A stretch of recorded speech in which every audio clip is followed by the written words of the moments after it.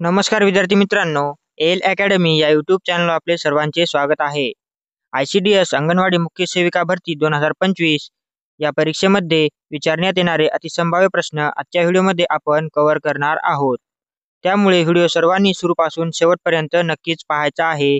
चॅनलवर नवीन असाल तर चॅनलला लगेच सबस्क्राईब करून घ्या, कारण सतत तुम्हाला अशी माहिती मिळत राहील. तर चला मित्रांनो, पाहूया प्रश्न क्रमांक पहिला. खालीलपैकी कोणत्या रोगासाठी BCG लस दिली जाते? तर ऑप्शन क्रमांक 1 पहा मित्रांनो, तपेदीप या रोगासाठी BCG ची लस दिली जाते. प्रश्न दुसरा, पोलिओ लस कितव्या महिन्यापर्यंत मुलांना दिली जाते? पोलिओची लस कितव्या महिन्यापर्यंत मुलांना दिली जाते? तर ऑप्शन क्रमांक 4 पहा मित्रांनो, वयाच्या 5व्या वर्षापर्यंत पोलिओची लस मुलांना दिली जाते. प्रश्न क्रमांक तिसरा, ज्या मुलांना जन्मानंतर त्वरित लस दिली जाते त्याला काय म्हणतात? ऑप्शन क्रमांक 1 प्राथमिक लसीकरण असे ज्या मुलांना जन्मानंतर त्वरित लस दिली जाते त्याला म्हणतात. प्रश्न क्रमांक 4, महिलांच्या तंत्रज्ञानासाठी सुलभ सेवा खालीलपैकी कोणती आहे? ऑप्शन क्रमांक 2 आरोग्य सेवा पोर्टल ही सेवा महिलांच्या तंत्रज्ञानासाठी सुलभ आहे. प्रश्न क्रमांक 5, दुरुस्ती लस ही संकल्पना कोणत्या लसीसाठी आहे? दुरुस्ती लस ही संकल्पना कोणत्या लसीसाठी आहे? तर मित्रांनो, ऑप्शन क्रमांक 1 डिप्थेरिया या लसीसाठी दुरुस्ती लस ही संकल्पना आहे. प्रश्न क्रमांक 6, लसीकरणाच्या वेळेस शरीरात प्रतिकारशक्ती उत्तेजक देणारा घटक कोणता आहे? तर ऑप्शन क्रमांक 3 अँटीबॉडीज हा घटक लसीकरणाच्या वेळेस शरीरातील प्रतिकारक शक्ती उत्तेजन देणारा घटक आहे. प्रश्न क्रमांक 7, गर्भवती महिलांसाठी आवश्यक असलेल्या आहारातील कोणता घटक सर्वात महत्त्वाचा आहे? तर मित्रांनो, ऑप्शन क्रमांक 3 आपलं योग्य राहील. आयर्न हा घटक गर्भवती महिलांसाठी आवश्यक असलेल्या आहारातील महत्त्वाचा घटक आहे. प्रश्न क्रमांक 8, मुलीच्या जन्मानंतर कितव्या महिन्यात HPV ही लस दिली जाते? तर ऑप्शन क्रमांक 2 आपलं योग्य राहील. मुलीच्या जन्मानंतरच्या 6 महिन्यानंतर HPV ही लस दिली जाते. प्रश्न क्रमांक 9, गर्भवती महिलांसाठी आयर्न सारख्या तत्वाची आवश्यकता का असते? तर ऑप्शन क्रमांक 2 रक्तसंचार वृद्धिंगत करणे यासाठी गर्भवती महिलांना आयर्न सारख्या तत्वाची आवश्यकता असते. प्रश्न क्रमांक 10, कुपोषित गर्भवती महिलांवरील सरकारची योजना खालीलपैकी कोणती आहे? कुपोषित गर्भवती महिलांवरील सरकारची योजना खालीलपैकी कोणती आहे?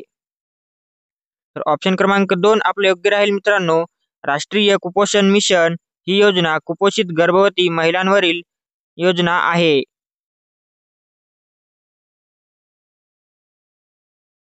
प्रश्न क्रमांक 11, शाळेतील मुलांना दिली जाणारी डिनो लस कोणत्या कारणासाठी आहे? शाळेतील मुलांना दिली जाणारी डिनो ही लस खालीलपैकी कोणत्या कारणासाठी आहे? तर ऑप्शन क्रमांक 3 आपलं योग्य राहील. लिव्हर संक्रमण यासाठी शाळेतील मुलांना दिली जाणारी डिनो लस कारणीभूत आहे. प्रश्न क्रमांक 12, इन्फ्लुएन्झाच्या लसीकरणाचा महत्त्वाचा उद्देश खालीलपैकी कोणता? इन्फ्लुएन्झाच्या लसीकरणाचा महत्त्वाचा उद्देश. तर ऑप्शन क्रमांक 1 आपलं योग्य राहील. नवा व्हायरस रोखणे यासाठी इन्फ्लुएन्झाच्या लसीकरणाचा महत्त्वाचा उद्देश आहे. प्रश्न क्रमांक 13, भारतात पोलिओची समाप्ती कधी झाली? भारतामध्ये पोलिओची समाप्ती कोणत्या वर्षी झाली? तर ऑप्शन क्रमांक 2 आपले योग्य राहील. 2000 या वर्षी भारतामध्ये पोलिओची समाप्ती झाली. प्रश्न क्रमांक 14 प्रधानमंत्री मातृत्व वंदना योजनेचे उद्दिष्ट काय आहे? प्रधानमंत्री मातृत्व वंदना योजनेचे उद्दिष्ट खालीलपैकी काय आहे? ऑप्शन क्रमांक 2 गरोदर महिलांना आर्थिक सहाय्य पुरवणे. हा उद्देश प्रधानमंत्री मातृत्व वंदना योजनेचा महत्त्वाचा उद्देश आहे. प्रश्न क्रमांक 15 राष्ट्रीय पोषण अभियानाचे मुख्य उद्दिष्ट खालीलपैकी कोणते आहे? राष्ट्रीय पोषण अभियान मुख्य उद्दिष्ट. ऑप्शन क्रमांक 2 मुलांचे पोषण सुधारणे हे राष्ट्रीय पोषण अभियानाचे मुख्य उद्दिष्ट आहे. प्रश्न क्रमांक 16 महाराष्ट्रातील कोणते ठिकाण चिकूसाठी प्रसिद्ध आहे? महाराष्ट्रामधील चिकूसाठी प्रसिद्ध असलेले ठिकाण. ऑप्शन क्रमांक 3 आपले योग्य राहील. घोलवड हे ठिकाण महाराष्ट्रातील चिकूसाठी प्रसिद्ध असलेले ठिकाण आहे. प्रश्न क्रमांक 17 राष्ट्रीय मानवाधिकार आयोगाचे पहिले अध्यक्ष कोण होते? राष्ट्रीय मानवाधिकार आयोगाचे पहिले अध्यक्ष. ऑप्शन क्रमांक 2 रंगनाथ मिश्रा हे राष्ट्रीय मानवाधिकार आयोगाचे पहिले अध्यक्ष होते. प्रश्न क्रमांक 18 भारतीय संसदेने कोणत्या वर्षी मानवी हक्क संरक्षण अधिनियम संमत केला? तर ऑप्शन क्रमांक 3 मित्रांनो आपले योग्य राहील. इसवी सन 1993 या वर्षी भारतीय संसदेने मानवी हक्क संरक्षण अधिनियम संमत केला. प्रश्न क्रमांक 19 चंद्रयान-2 ही मोहीम कोणत्या संस्थेने सुरू केली? तर ऑप्शन क्रमांक 1 इस्रो या संस्थेने चंद्रयान-2 ही मोहीम सुरू केलेली आहे. प्रश्न क्रमांक 20 ऑल इंडिया रेडिओ ची स्थापना कधी झाली? ऑल इंडिया रेडिओ या संस्थेची स्थापना खालीलपैकी कधी झाली?